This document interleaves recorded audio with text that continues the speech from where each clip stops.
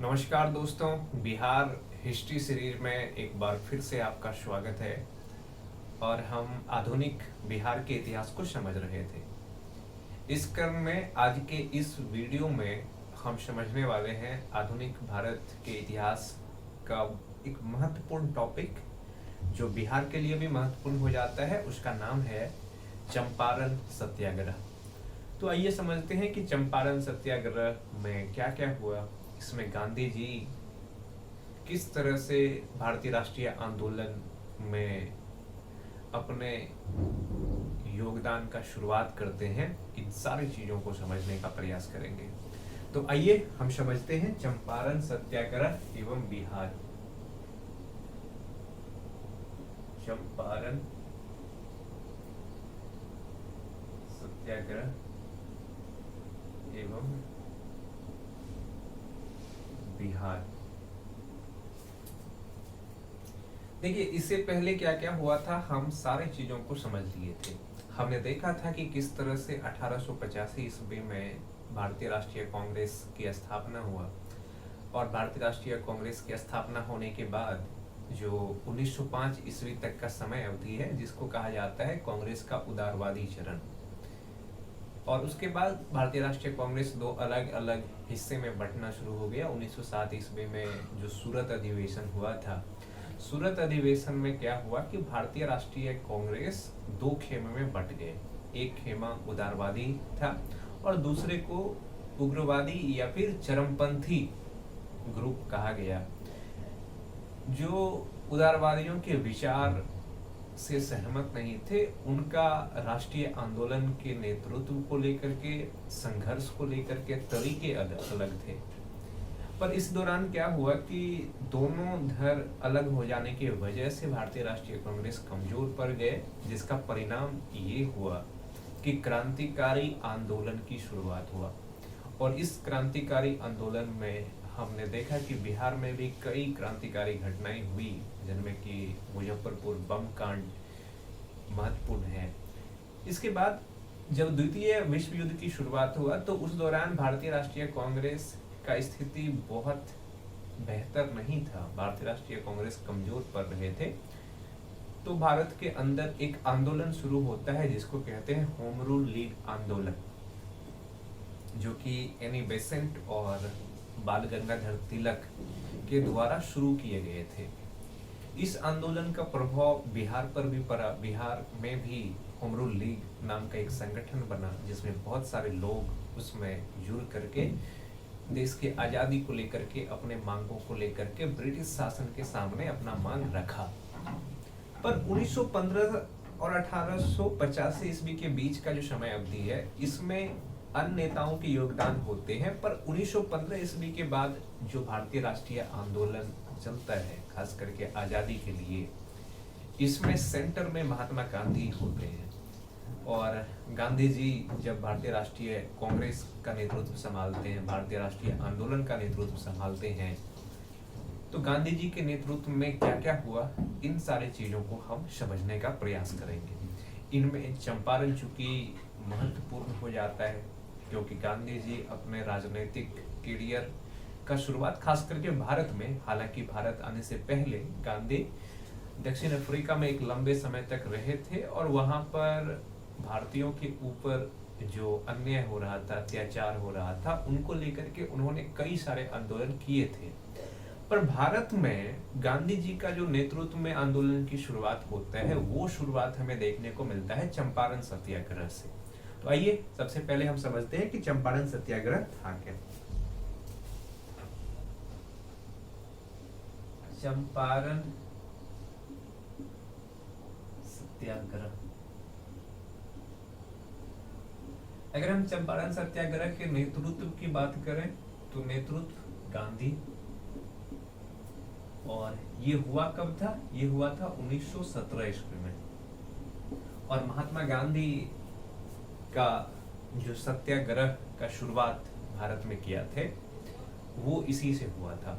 गांधी जी सत्य और अहिंसा के विचारों से बहुत ज्यादा प्रभावित थे और इसके वजह से उन्होंने अपना एक अलग तरीके से आंदोलन चलाने का तरीका इजाद किया। जिसका प्रयोग उन्होंने दक्षिण अफ्रीका में किया। और फिर जब भारत आए तो भारत में लगातार आज़ादी के लिए उन्होंने संघर्ष किए, लोगों को एकजुट करने का प्रयास किया। इस आंदोलन के पीछे कि अगर हम कारण को समझें, क्योंकि कोई भी आंदोलन जो होता है उसके पीछे कुछ न कुछ कारण होता है। तो जो चंपारण सत्याग्रह हुआ था, इनके पीछे का कारण था 3 कठिया व्यवस्था।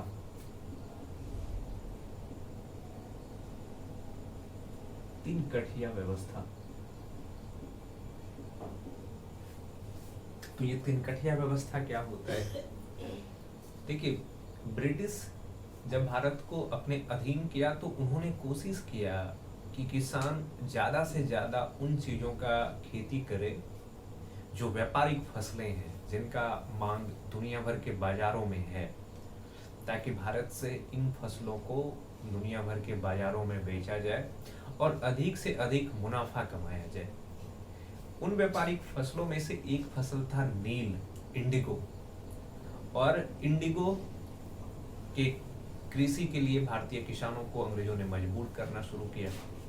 तो बिहार में व्यवस्था ये था कि हर किसान को, जिसके पास भी जमीन है, उनको अपने कुल भूमि के 3/20 हिस्से पे नील की खेती करना होगा। यानी कि अगर किसी किसान के पास 20 कट्ठा जमीन है तो 20 कट्ठा जमीन में से 3 कट्ठे जमीन पर उसको नील की खेती करना है। नहीं, तो चंपारण सत्याग्रह के पीछे का जो मेन कारण था वो ये था 3 कठिया व्यवस्था। 3 कठिया व्यवस्था क्या था कि किसान को अपने कुल जमीन के हिस्से के 3/20 हिस्से पर नील की खेती करना होता था। यानी कि किसी किसान के पास अगर 20 कट्ठा जमीन है तो 3 कट्ठा पर उसको कृषि करना है, किसका? नील का। नील की कृषि करने से किसान को ज्यादा फायदा नहीं होता था, क्योंकि एक तो ब्रिटिश व्यापारी किसानों को ज्यादा कीमत देते नहीं थे, पहले से ही कीमत तय करके रखते थे। दूसरे तरफ नील की खेती करने पर बहुत सारे मजदूरों की आवश्यकता होता था, लेबर बहुत ज्यादा लगते थे। और होता ये था कि नील की खेती करने के बाद जो भूमि की उर्वरता शक्ति है वो घट जाता था, वो कम हो जाता था। इसके कारण क्या हुआ कि किसान ने कहा कि हम नील की खेती नहीं करेंगे। किसानों ने विरोध करना शुरू कर दिया। इन कठिया व्यवस्था मतलब कि भूमि के, ऐसे समझ लेते हैं कि 20 कट्ठा जमीन में से 3 कट्ठा जमीन पर नील की खेती करना आवश्यक। मतलब 20 कट्ठा जमीन में से 3 कट्ठा जमीन पर नील की खेती करना किसानों के लिए आवश्यक हो गया। किसान इस चीज का मना कर ही नहीं सकता था।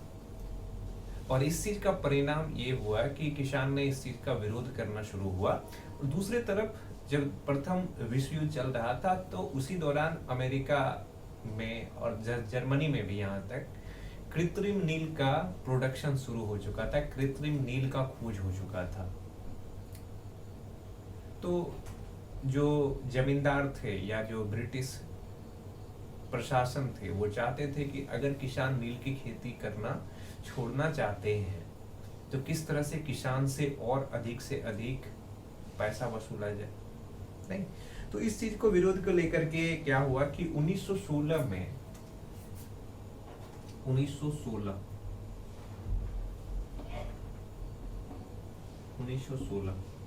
में एक अधिवेशन हुआ था, लखनऊ अधिवेशन।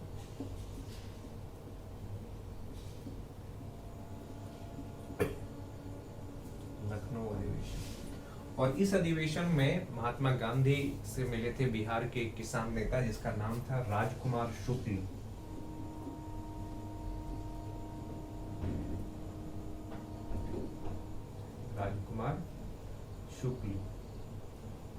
बिहार के एक किसान नेता थे राजकुमार शुक्ल। और राजकुमार शुक्ल ने गांधी जी को बिहार में किसानों के दयनीय स्थिति के विषय में बताया कि किस तरह से किसान कई तरह की समस्याओं से जूझ रहे हैं। और राजकुमार शुक्ल ने गांधी जी से आग्रह किए कि आप एक बार बिहार आइए, इन किसानों की समस्याओं को देखिए, समझिए और इनके लिए कुछ प्रयोग कीजिए। तो गांधी जी ने आश्वासन दिया कि ठीक है, हम अगले वर्ष आएंगे, क्योंकि जो कांग्रेस का अधिवेशन होता है वो हर साल उस वर्ष के अंत में होता है, दिसंबर के अंत में होता है।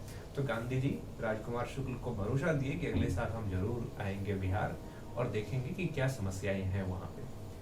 इसके बाद गांधी कहाँ आते हैं? बिहार आते हैं। तो आइए हम देखते हैं कि अब बिहार में क्या सब चलता है।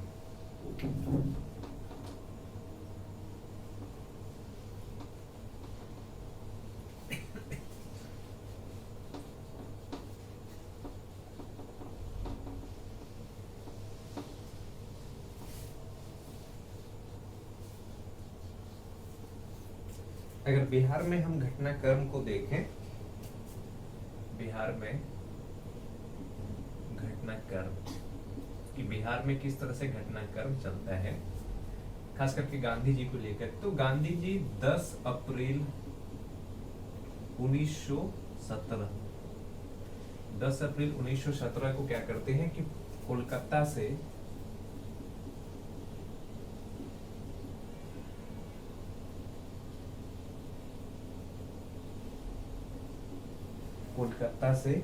कहाँ आए?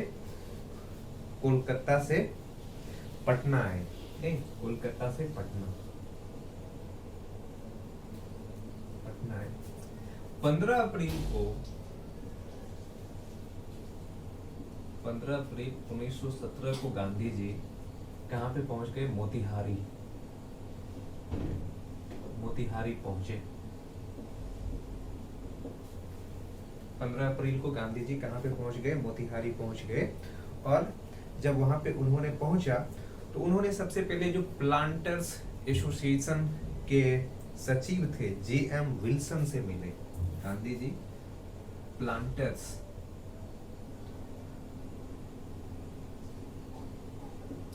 एसोसिएशन के सचिव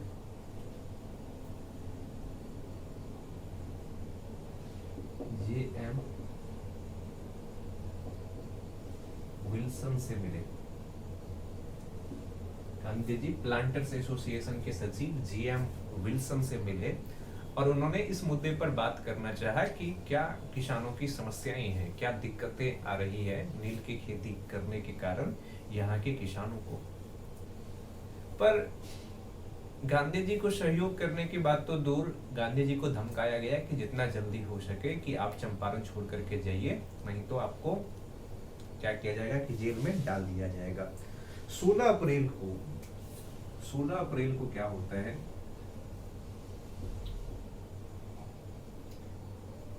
16 अप्रैल को जिला मजिस्ट्रेट थे हॉडकॉक, जिला मजिस्ट्रेट WJ हॉडकॉक, जिला मजिस्ट्रेट WJ हॉडकॉक ने कहा कि अगर आप चंपारण छोड़ने की सूचना दिया, चंपारण छोड़ने की सूचना दिया जाता है कि गांधी जी को कि आप जल्दी से चंपारण छोड़ करके निकल जाइए। और गांधी जी जब ऐसा नहीं करते हैं तो उस पर धारा 144 के उल्लंघन के आधार पर गिरफ्तार कर लिया जाता है। धारा 144 के उल्लंघन के आधार पर गांधी जी को क्या कर लिया जाता है? गिरफ्तार कर लिया जाता है।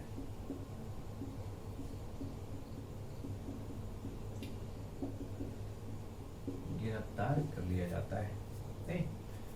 और इसी दौरान गांधी जी को जान बचाने का काम करते हैं बतख मियाँ, क्योंकि जब वो वहां पे रुकते हैं तो अंग्रेज बतख मियाँ नाम का एक सेफ होते हैं जो खाना बनाते हैं, उनको उकसाते हैं कि गांधी जी के खाने में तुम क्या करो कि जहर मिला दो और गांधी जी को दे दो। पर उन्होंने कोशिश किया कि जिस खाने में जहर मिला हुआ था वो खाना गांधी जी को नहीं दिया और गांधी जी को मरने से बचा लिया। किसने? बतख मियाँ ने। तो बतख मियाँ का नाम इतिहास में दर्ज है क्योंकि उन्होंने चंपारण में गांधी जी को मरने से बचाया था। पर गांधी जी को गिरफ्तार करने के बाद अंग्रेज को एक चीज समझ रहा है कि जब ये शांतिपूर्ण तरीके से आंदोलन कर रहे हैं तो इसको गिरफ्तार नहीं किया जाना चाहिए। तो 21 अप्रैल को गांधी जी को रिहा कर दिया जाता है। रिहा कर दिया गया गांधी जी को 21 अप्रैल को क्या कर दिया गया? रिहा कर दिया गया। तो इस तरीके से चंपारण सत्याग्रह का शुरुआत हो गया। आगे की घटनाक्रम क्या हुआ आइए अब हम समझते हैं।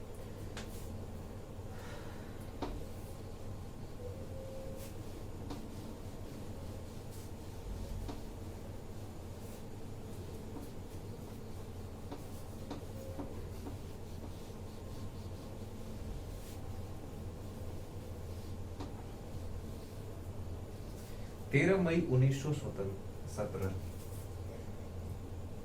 13 मई 1917 13 मई 1917 को क्या हुआ? गांधी जी ने स्वतंत्र जांच करके, यानी कि चंपारण में क्या हो रहा है, किसानों की क्या स्थिति है, स्वतंत्र जांच करके उस समय बिहार और उड़ीसा के सचिव को जांच रिपोर्ट सौंपा। गांधी जी क्या करते हैं कि स्वतंत्र जांच कर के जांच रिपोर्ट सौंपा।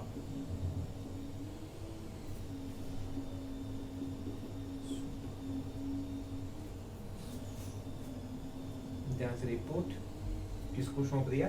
तो बिहार और उड़ीसा के जो मुख्य सचिव थे उनको सौंप दिया। इसका परिणाम क्या हुआ कि एक समिति का गठन किया गया। परिणाम ये हुआ, परिणाम में देखें तो चंपारण एग्रियन समिति, चंपारण एग्रियन समिति का गठन। इसका परिणाम ये हुआ कि चंपारण एग्रियन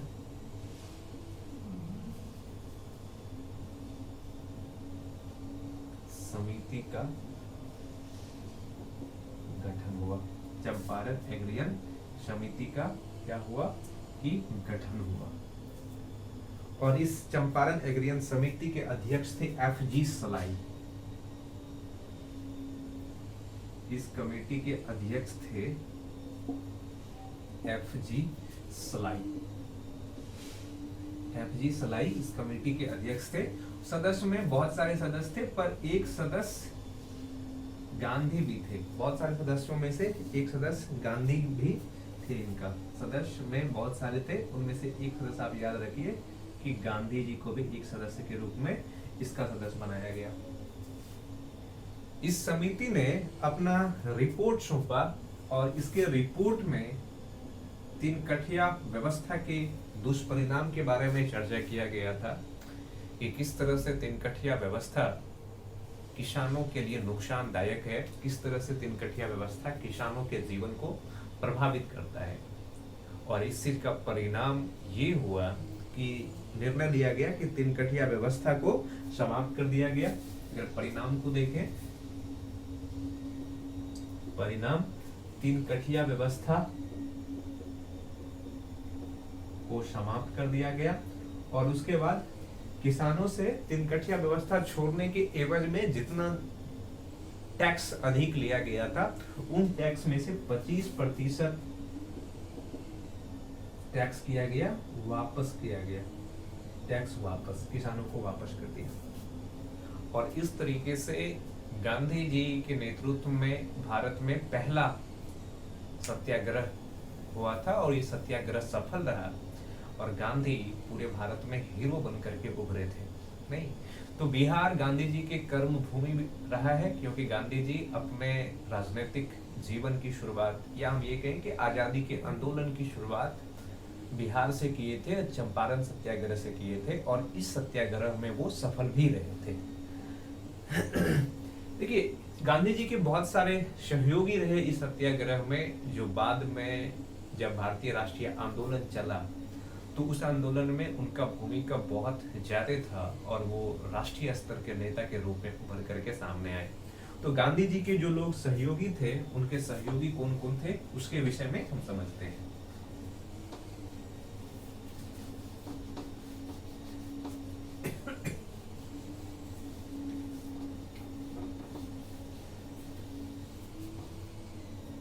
बहुत सारे लोग गांधी जी के सहयोगी थे।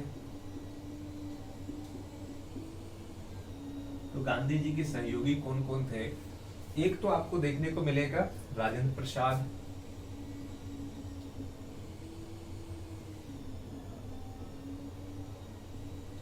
ब्रज किशोर प्रसाद,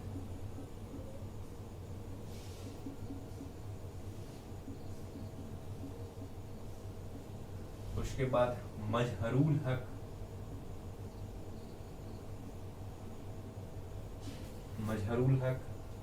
और राजकुमार शुक्ल तो थे ही।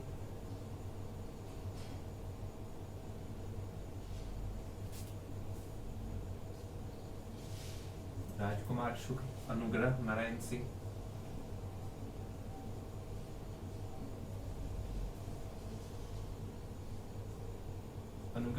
सिंह, ये सभी व्यक्ति गांधी जी के सहयोगी थे चंपारण सत्याग्रह के दौरान। और ये लोग न केवल गांधी जी की सहयोगी रहे, बल्कि बाद में जब भारतीय राष्ट्रीय आंदोलन शुरू होता है तो उस आंदोलन में भी इन लोगों का भूमिका बहुत ज्यादा था, इन लोगों का योगदान बहुत ही महत्वपूर्ण था। तो इस तरीके से चंपारण सत्याग्रह हुआ और चंपारण सत्याग्रह सफल रहा।